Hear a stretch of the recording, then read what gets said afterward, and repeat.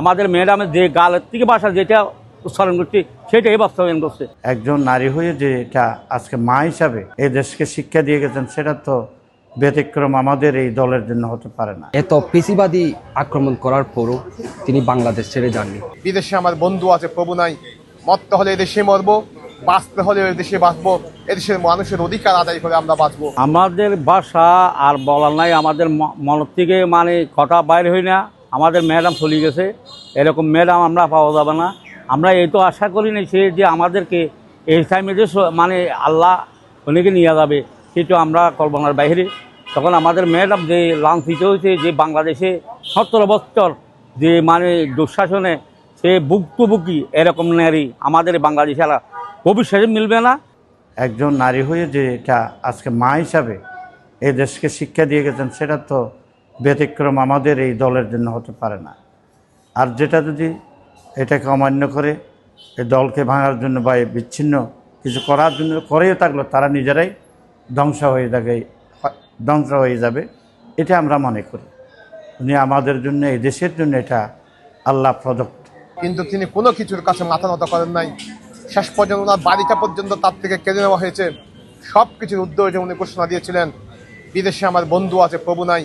মরতে হলে এদেশে মরবো, বাঁচতে হলে এদেশে বাঁচবো। এদেশের মানুষের অধিকার আদায় করে আমরা বাঁচবো।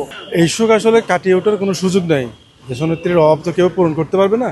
তো আমরা চাই এই দেশের যারা সাধারণ মানুষ আছে, আমরা দলীয় যারা আছে, সবাই মিলে ওনার জন্য দোয়া করা ছাড়া আমাদের আর কিছু করার নেই। ওনার অভাব বা ওনার যে নেতৃত্ব, এটা তো আর কেউ ফিল আপ করতে পারবে না। বর্তমানে আমরা যেটা দেখছি, আমাদের ম্যাডামের যে গালের থেকে ভাষা যেটা উচ্চারণ করছে সেটাই বাস্তবায়ন করছে। বিশ্বর রেকর্ড করছে আমাদের ম্যাডাম। যেহেতু আমাদের ম্যাডামের মতন কোনো নেত্রী আর ভবিষ্যৎ হবে না। সন্ধ্যা মগরে নামাজের পর থেকে আমরা ইনশাআল্লাহ 7 দিন পর্যন্ত এই কর্মসূচি ঘোষণা করছি। এই কর্মসূচির আওতায় সকল উলামা দলকে আমি এই অফিসে সন্ধ্যা মগরে নামাজের পরে 6টার পর থেকে আমরা খতমে কোরআন, খতমে তাহালিল এবং আমাদের দেশনেত্রী বেগম খালেদা জিয়ার জন্য আমরা দোয়া করব।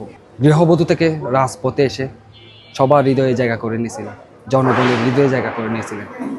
তিনি বাংলাদেশের নাগরিক অধিকার, গণতন্ত্রের অধিকার, বাংলাদেশের মানুষের ভোটের অধিকারের প্রশ্নে, এবং যেখানে একটি সরকার এত পিসিবাদী আক্রমণ করার পরও তিনি বাংলাদেশ ছেড়ে যাননি। সুতরাং উনি সেই কি প্রমাণ করে আজকে বছরের শেষ দিনে এসে উনি আল্লাহর ডাকে সাড়া দিয়ে আজকে উনি মৃত্যুকে আলিঙ্গন করেছেন।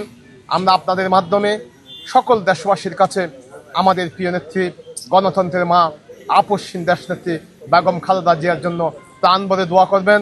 আধুনিক এবং ওনার রেখে যাওয়া ওনার যে স্বপ্ন ছিল বাংলাদেশকে একটি মর্যাদাশীল, গণতান্ত্রিক এবং বৈষম্যহীন রাষ্ট্র হিসাবে ওনার যে একটা স্বপ্ন ছিল রেখে যাওয়ার, সেটা যেন আমরা প্রত্যেক নেতাকর্মী, বিএনপির প্রতিটা নেতাকর্মী আগামীতে ধারণ করে ওনার রেখে যাওয়া মানে অসমাপ্ত কাজগুলোকে সমাপ্ত করতে পারি, সেই কামনা করি। তিনি বলেছিলেন, আমার বাংলাদেশের মাটিতে আমার কোনো ঠিকানা নেই। তিনি বাংলাদেশ ছেড়ে যাননি এবং এই বাংলাদেশে এই মহা রাজনীতিবিদ, এই মহাপ্রলয়ের, মহাকালের মহাকাব্য গ্রন্থের এক নারী, যিনি বাংলাদেশেই মৃত্যুবরণ করেছেন।